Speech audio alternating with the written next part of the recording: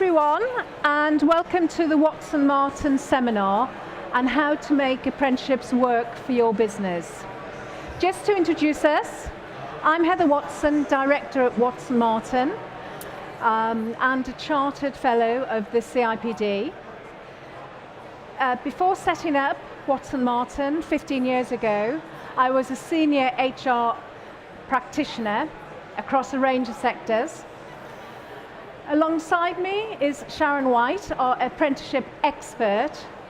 Sharon has worked for over 20 years in the learning and development sector across a range of organisations. She has experience in and extensive knowledge in setting up and developing apprenticeship programmes and also helping employers get the best return on their apprenticeship levy. Together, we lead on the HR apprenticeship programmes for Watson Martin. This session this afternoon will comprise of a 20-minute question and answer session, and there will be 10 minutes for questions from yourselves at the end of the session.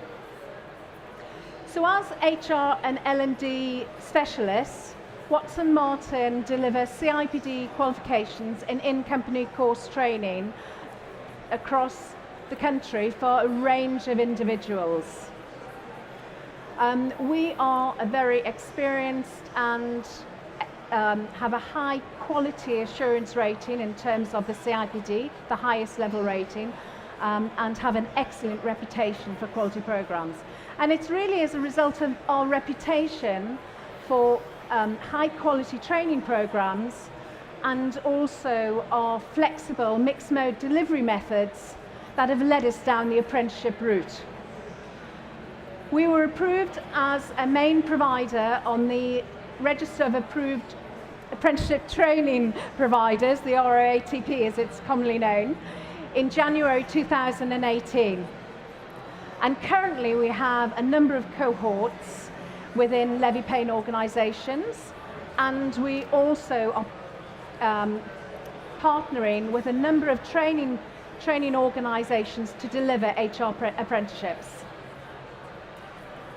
Apprenticeships are a cost-effective and productive way to grow your sustainable workforce.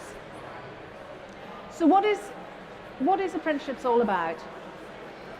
What are the benefits and the risks associated with apprenticeships? And how can you, as HR and learning experts and the organisations you work for, get the best out of and get involved in apprenticeships?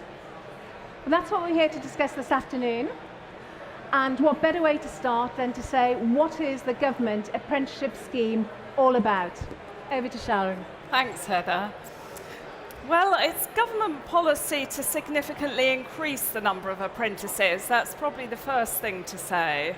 And that's something that all political parties are committed to.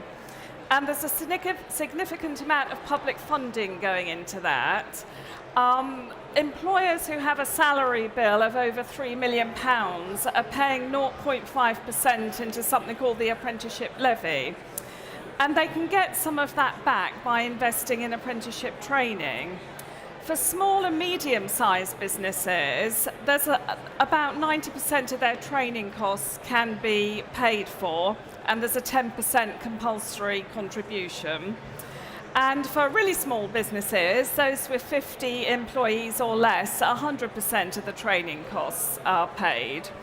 So along with these funding reforms, the government about 3 years ago also started a programme of reforms around the quality of apprenticeships. And they set up apprenticeship standards, which are programs and standards being developed by employers. Employers are very much in the driving seat, and it's to help them meet their business needs. So the levy was introduced in 2017. It's not without controversy, and some of the recent news headlines over the last year or so are popping up here. And it's true that there's been less apprentices started since the levy was introduced.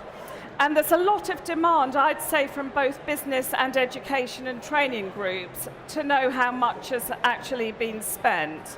They're looking for more transparency, really, from the government. So those are the kind of headlines. Now, the government is responding to these concerns. It's a kind of ever-changing landscape with the aim of more apprentices in mind.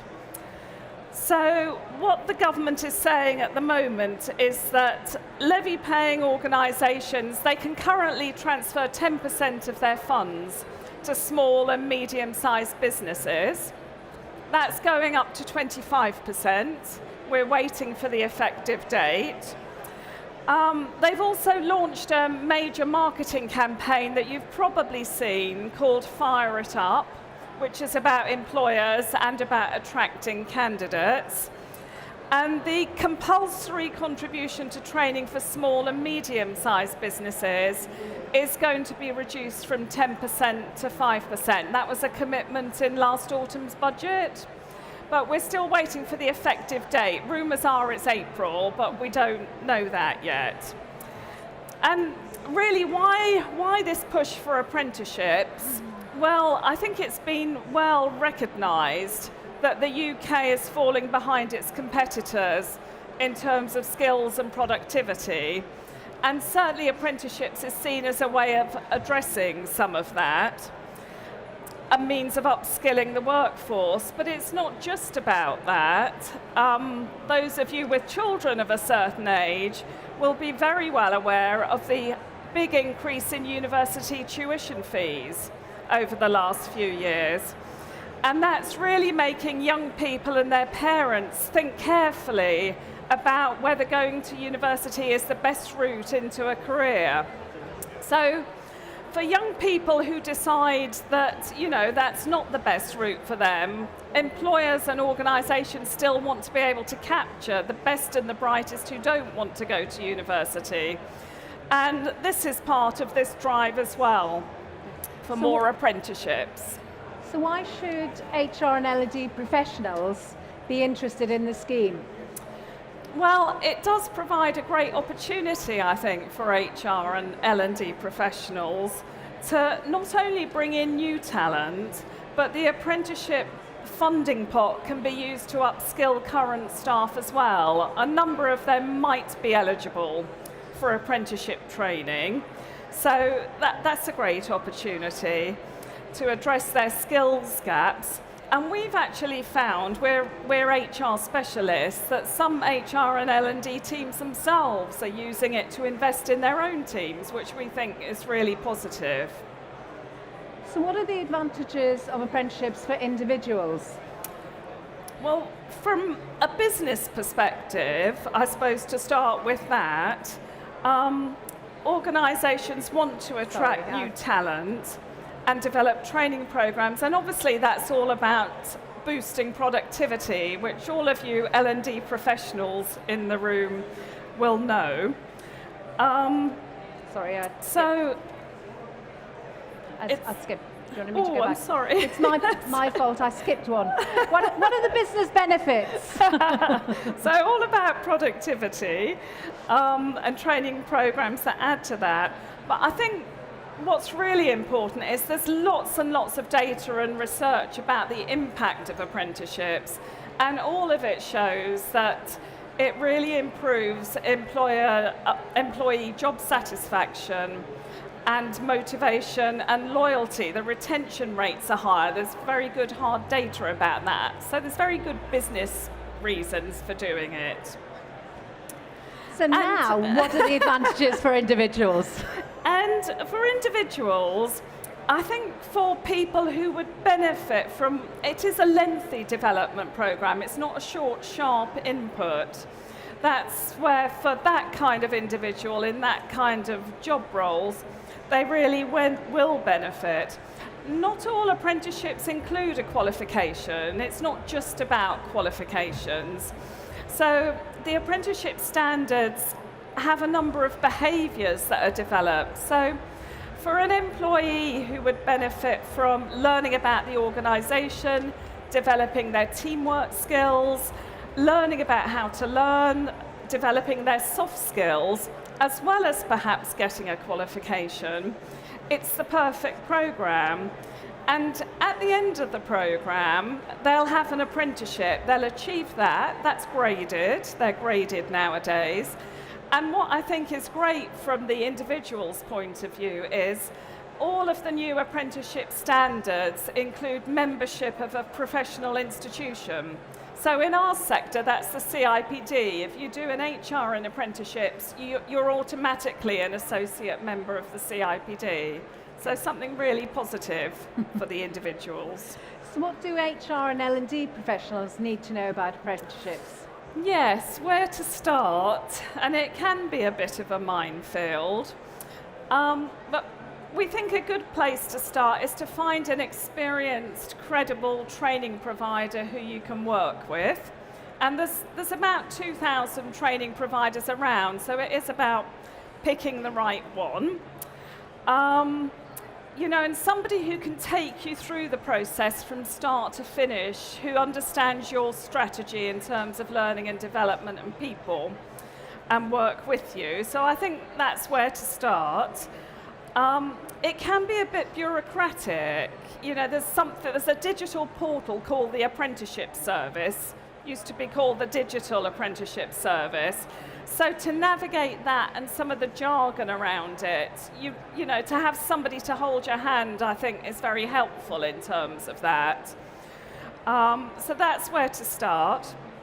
I've already said, and I think it's important to remember, that apprenticeships aren't just for school leavers and young people.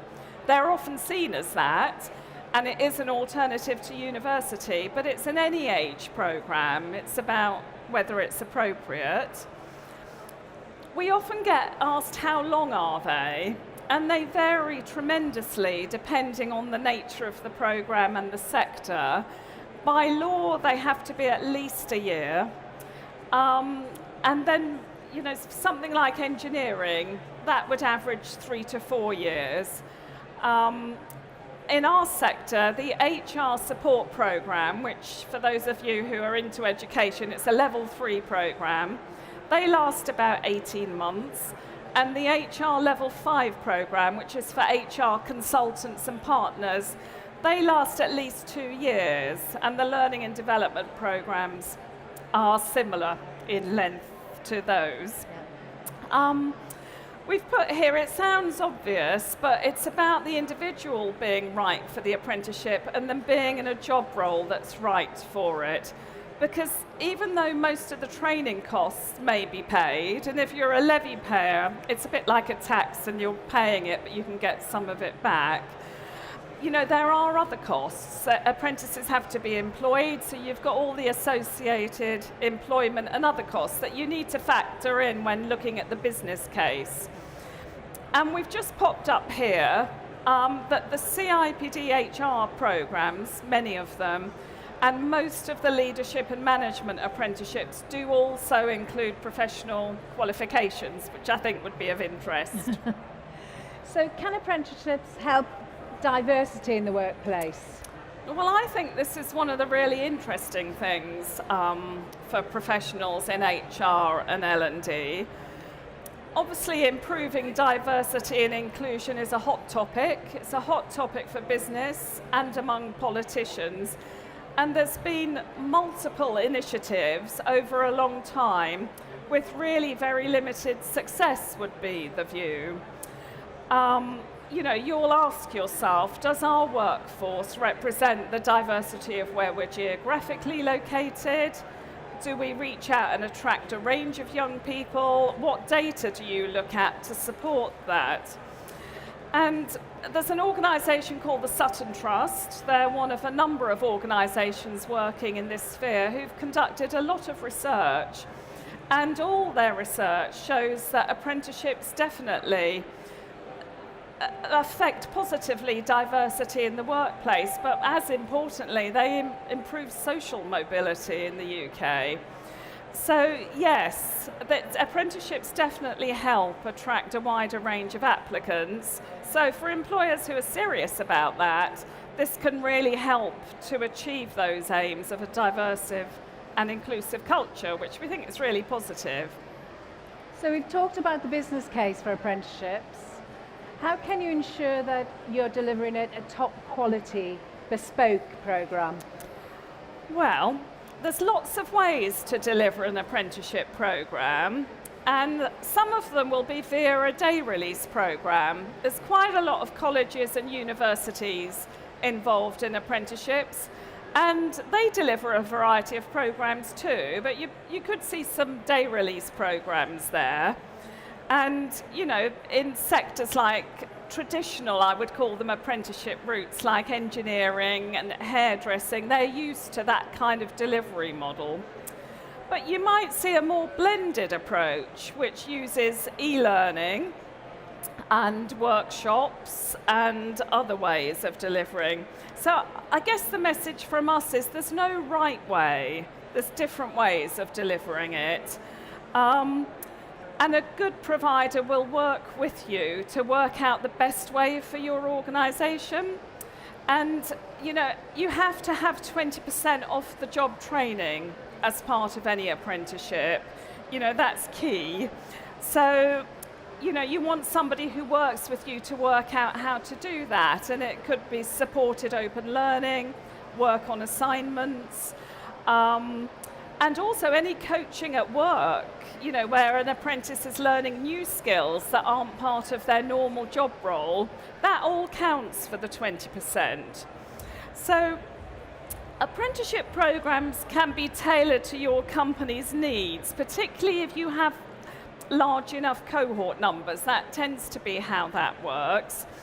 At Watson Martin, we look for 10 really to do a tailored HR program. But we would look at other approaches for companies who have less. And in that way, we can work with the culture, the values, the policies of the organisation. And, you know, that's very much like the best graduate programs out there, I think. We're seeing some of those apprenticeship programs. An example of this in practice at Watson Martin is that we're currently supporting cohorts of candidates with a large retailer, a retailing group really. And we've got cohorts undertaking the level 3 apprenticeship and the level 5 apprenticeship. So they'll get their CIPD qualifications, we're doing that as part of it. And they'll get their CIPD associate membership. And we've put up on here what the program looks like. It's a mix of workshops, webinars, other resources, 24/7 access to our VLE, and face-to-face meetings in the workplace and online. And the pastoral support is a partnership really between us and the employer. And most importantly, we allocate a tutor from the beginning that supports those apprentices, those learners, right the way through their learning journey. And we're confident that the 20% off job we're delivering is really adding value and making a difference to them. Okay. We touched upon partnership relationships in the introduction. How does that work? Well, organisations can work in partnerships to deliver apprenticeship or in partnership to deliver apprenticeships. And at Watson Martin, we're working with a training company called Let Me Play Education. They've been around for a long time. They're a top quality provider who've been delivering apprenticeships and lots of other training and learning in schools. But they're not a CIPD approved centre. Lots of schools are now levy payers, so they're looking for HR apprenticeships. So we're partnering with them to deliver the CIPD aspect of their apprenticeship. So I think that's a positive way forward. And I think for employer providers, there's a number of employer providers who've got their own apprenticeship contract, but they're quite early in that journey. They're not fully set up yet. So I think a partnership can work very well on both sides. Are apprenticeships just for big business, or can SMEs benefit? Well, actually, historically, there's been more take-up among small businesses than large businesses because it is a cost-effective way of recruiting and training. The levy has changed that. I'd say there's more interest across the piece in large businesses. So they bring benefits to any size of organisation. But if a small business is thinking of it, if they have an office manager perhaps who looks after HR or learning and development as one of their duties, to upskill them through an HR apprenticeship is a really good use of apprenticeship funding. They would be eligible for that. So it can benefit any business. So will an apprenticeship provide return on investment to an organisation? Well, I think it's like anything else. What you put in, will help to determine what you get out of it. And not every job role is suitable for an apprenticeship for this lengthy development programme. So it is about getting the right job role. And there's a lot of training in the workplace, so there has to be support in the workplace. It has to be the right thing for the business. If everybody's rushed off their feet just trying to do the day job, and it's probably not the right time to have an apprenticeship programme. In fact, it'll be a drain on people's time and it won't work, especially if it's a new apprentice. It tends to take a few months before you start getting the returns from them. But if you can, and it's also about finding the right person, but with the right job and the right people recruited and the right support, that's really what ensures you get the return on investment. So it's thinking about those things carefully and being sure before you start. So there has been some concerns about the quality of training provided in apprenticeships. How can you ensure as an employer that you get good quality training? Well, yes, indeed. A fifth of apprenticeship providers inspected by Ofsted last autumn were labelled as inadequate, so this has raised fresh concerns, particularly among employers, about the quality of the programme. I mean, from an employer's point of view, it's important to find a training provider who's on the approved register. There is a register, as I mentioned earlier, who will put the time in to understand your learning strategy and what you're trying to achieve, and will work with you to bespoke and develop a programme that's going to work for the employer and obviously, as importantly, for the apprentices, for the learners. So, there's different packages on offer. I think an end-to-end package, we offer that. We'll help with recruitment and selection. We'll deliver the training. We undertake quality assurance. And in doing that, we're very clear about what Ofsted are looking for and what the government audit teams are looking for. So, and we're confident, I said before, that our 20% off job training adds value. It makes a difference, a positive difference. So I think for employers, it's about looking for that package when you're selecting a provider, all about working with the right partner. So what's next in apprenticeships? Well, we think they're here to stay. There are long-term funding commitments from all political parties, as we said at the beginning. And perhaps more importantly, we talk to a lot of organisations at Watson Martin, and attracting and retaining talent, developing this sustainable workforce is their key challenge often. Some of the uncertainty around Brexit is exacerbating that, and certainly, apprenticeships can help to address some of that.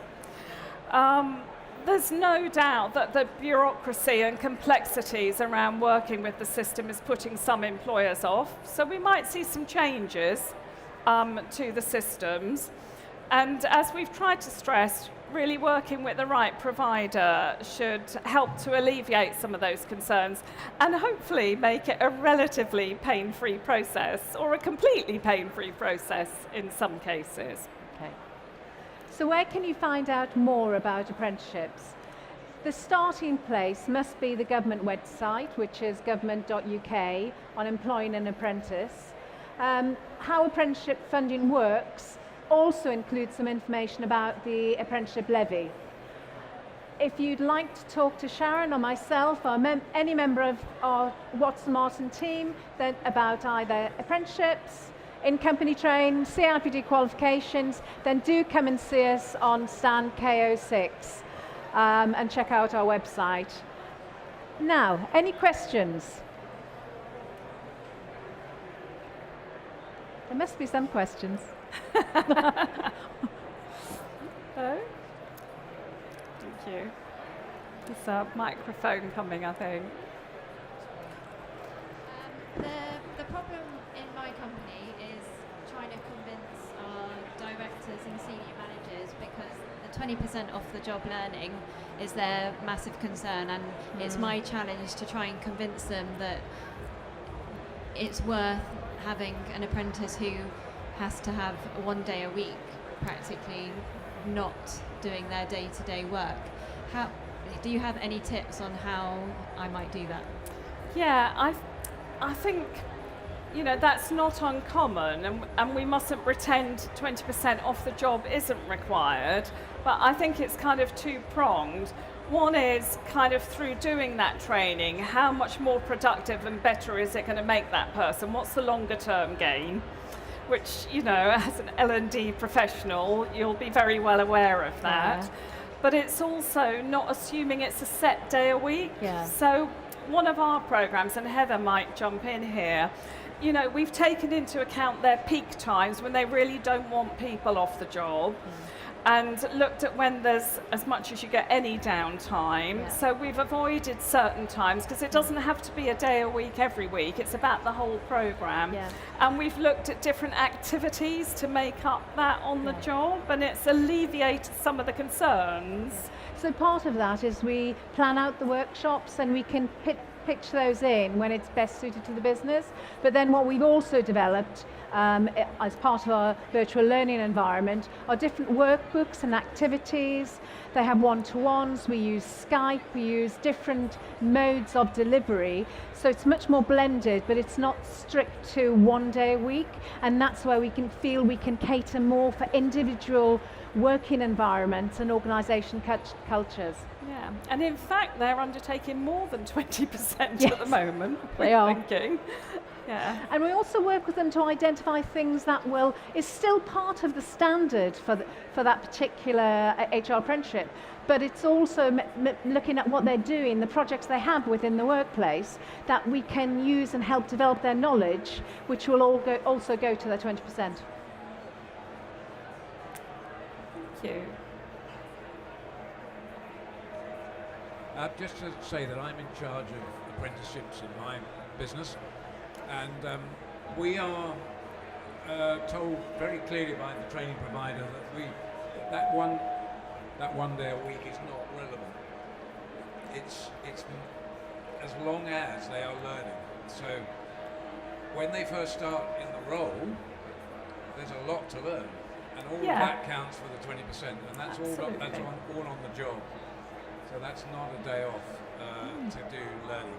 That was the way we were sold it, and that's the way it's worked out. And that's a really good example that you might do more training at the beginning. Yeah. You know, it's about the 20% totaling across the whole of the delivery of the standard. And you're quite right, if somebody's new to the role, it might be front loaded, but adding value. We're working with both, as well as people who are new into their roles. We're also working with people who've been in their roles for some time. So that skews how you actually manage that process and how you manage the learning to suit that. The other question I have is, do you get involved in recruiting the apprentices? Yeah, we'll help with recruitment and using the Find an Apprenticeship service. Yeah. Do you have a question? There's a lady at the back there. Thank you.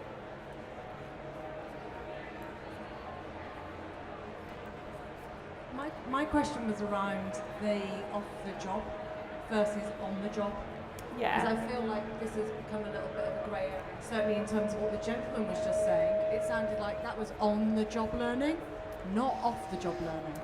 Well, it depends whether they're learning something new that's part of the apprenticeship. So if there's coaching going on in the workplace by line managers or trainers at work that's not part of the day job, that's legitimately something new that's part of the standard, that can count towards the 20% off job calculation, as long as it's logged, of course. Yes. And one of our clients, that's exactly what's happening. They're Yeah. running some mini sort of sessions for the whole group to Yeah. upskill them.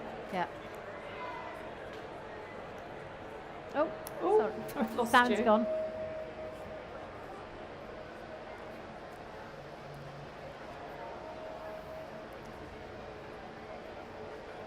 So in terms of being able to quantify what that new skill is, I guess does that not become a real grey area in terms of how it's been delivered, what they've learnt?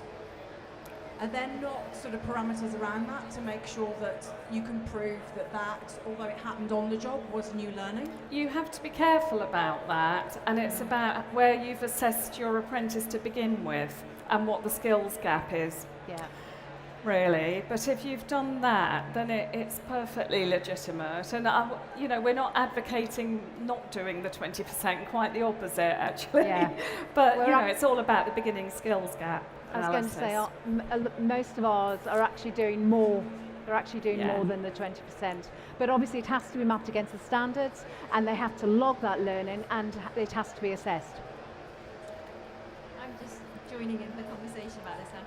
So, does this new learning, I imagine it has to be relevant to the apprenticeship they're doing though. So for Has to be example- part of the standard, either the behaviour, the knowledge, or the the skills. Okay, so if like an apprentice signed up for some existing training that I might be doing as the L&D manager, but it was something general like presentation skills or the staff induction I run, that wouldn't count because Depends it's how not a part of the specific it standard. is against the standard. So something like a customer service apprenticeship, that might well be relevant, but you do need to be careful because what the government doesn't want is apprenticeship money displacing what would have been spent by companies anyway in terms of learning and development, and they're obsessing a bit about that. They're worried about that at the minute, I Yeah. think. It's interesting. That's what we get the most questions about, that 20%. Yeah. Okay, I think we're being told we need to Yeah. finish, but we're here if anyone Yes. wants to come Thank and you talk very to us much. now. We're in KO6 in the exhibition hall. Oh, come and speak to us now. Thank you very Yeah, much thank for you listening. for your time. Thank you you. very much. Thank you.